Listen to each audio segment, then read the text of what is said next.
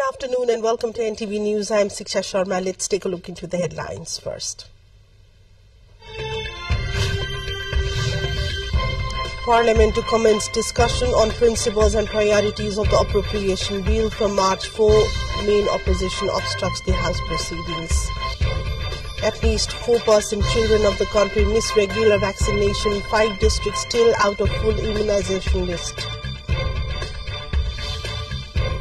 Uzbekistan hands out sentences to 21 people over cough syrup deaths. Sentence linked to poisoning and death of 68 children from India made contaminated syrup. And Nepal bowling against Namibia in the opener of the Tri-Nation T20 series. Match underway at the TU ground.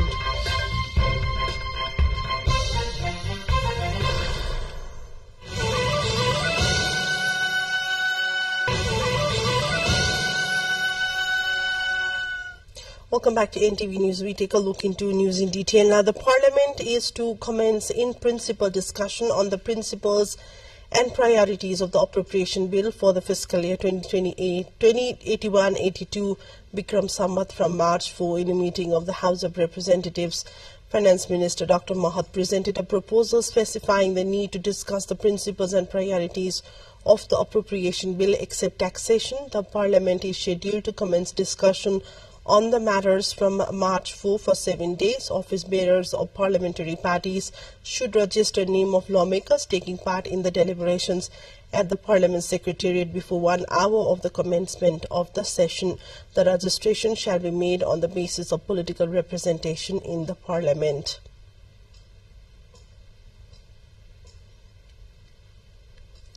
The Election Commission has published the schedule for by-election for the vacant post in House of Representatives and Provincial Assembly from Ilam Constituency No. 2 and Provincial Assembly member of Bajang. The Assistant Spokesperson of Commission Thaneshwar Bhushal issued the notice, which reads that the update of candidates' name list will start from tomorrow.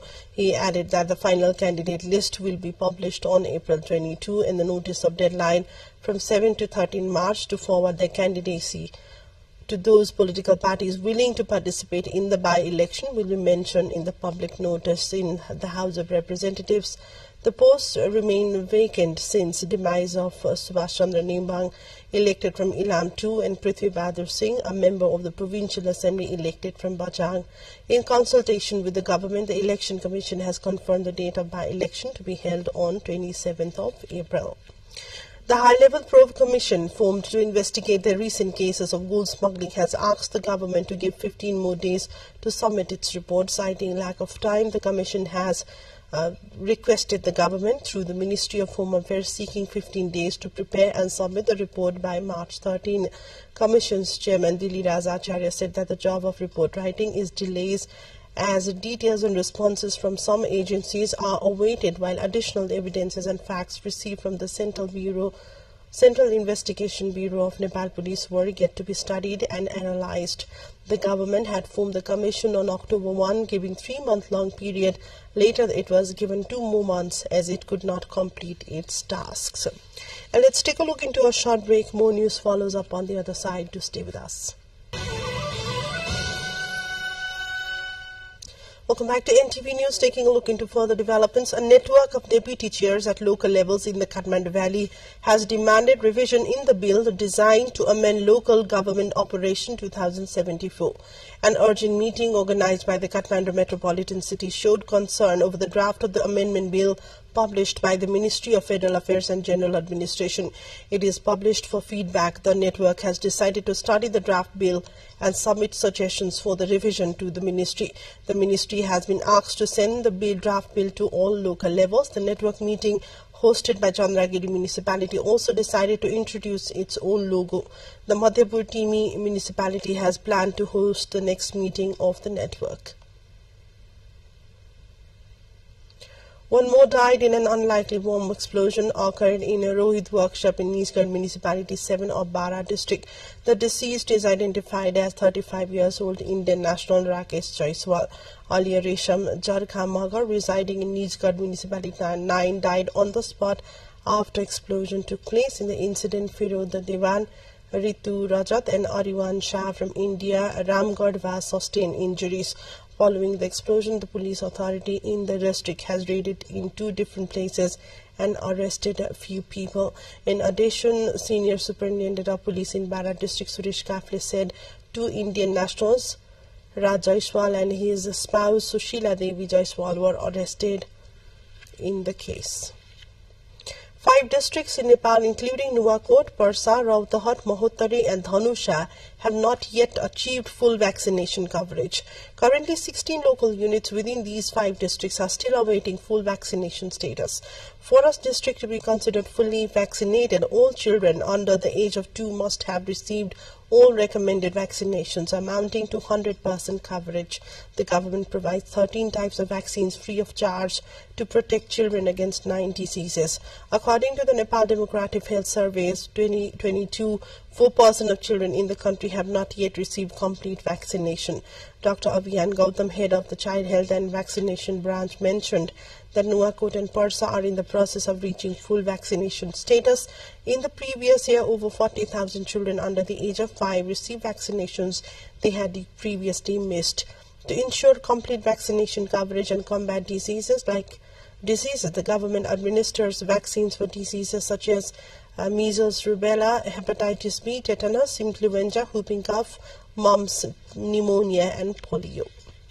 Let's take a look into yet another break. Stay with us for more updates.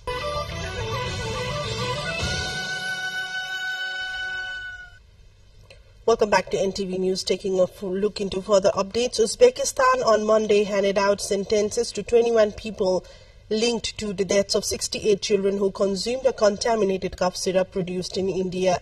At least 86 children were poisoned in the Central Asian country between 2022 and 2023, of whom 68 died. Indian citizen Singh Raghavendra Pratap, the director of a company that imported the Doc 1 Max syrup into Uzbekistan, was given the harshest sentence of 20 years. He was found guilty of corruption, tax fraud and forgery. According to the Supreme Court of Uzbekistan, samples of the syrup revealed it was contaminated with either diethylene glycol or ethylene glycol, which are toxic substances used as industrial solvents that can be fatal if ingested even in small amounts, the WHO said in January 2023. India subsequently cancelled the production license for Marian Biotech, which manufactured the cough syrups. During the same period, at least 70 children died in Gambia from acute kidney failure after consuming another syrup imported from India. The UN has warned of looming famine threatening virtually everyone in Gaza amid the ongoing Israel-Hamas conflict sparked by Hamas' 7th of October attack on Israel. The crisis derives from Israeli airstrikes that have destroyed food infrastructure such as bakeries and flour mills and a widespread scarcity of essential supplies. Israel has repeatedly said that humanitarian aid is entering Gaza but is being stolen by Hamas or is not being efficiently distributed. The attack resulted in the deaths of some 1,160 people, mostly civilians, and Israel's retaliatory military offensive has caused over 29,500 deaths. Let's look into the highlights of what's coming up next.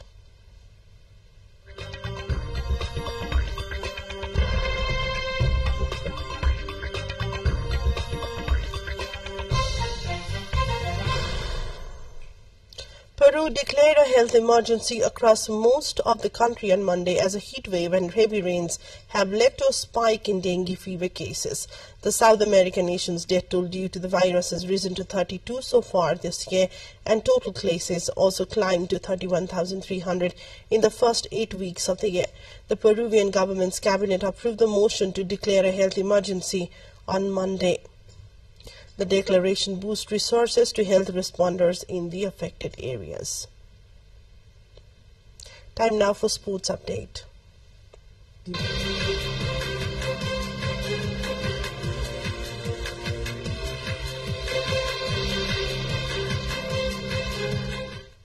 The Tri-Nation T20 series featuring Nepal, the Netherlands and Namibia has kicked off from today. In the first match of the T20 triangular series, Nepal now is playing against Namibia at the TU Cricket Ground.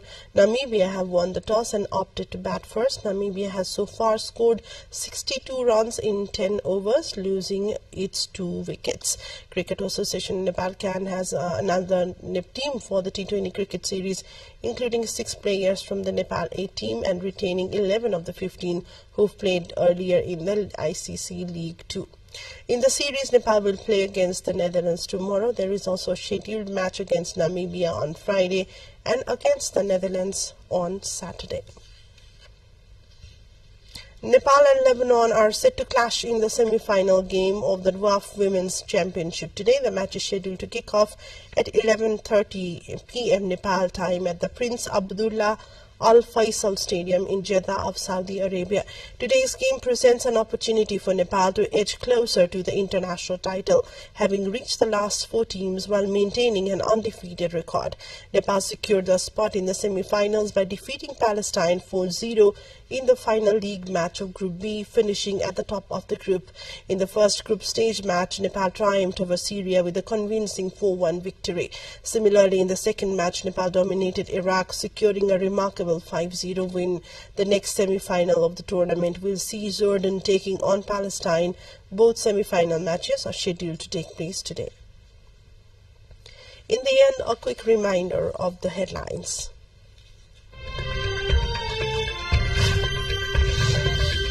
Parliament to commence a discussion on principles and priorities of the appropriation bill from March 4, deliberations to be held for 7 days.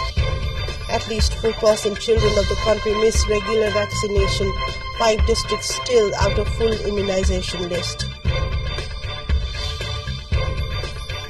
Uzbekistan hands out sentences to 21 people over cough syrup deaths. Sentence linked to poisoning and death of 68 children from India-made contaminated syrup. And Nepal bowling against Namibia in the opener of the Tri-Nation T20 series today. Match on the way at the TU Cricket Ground.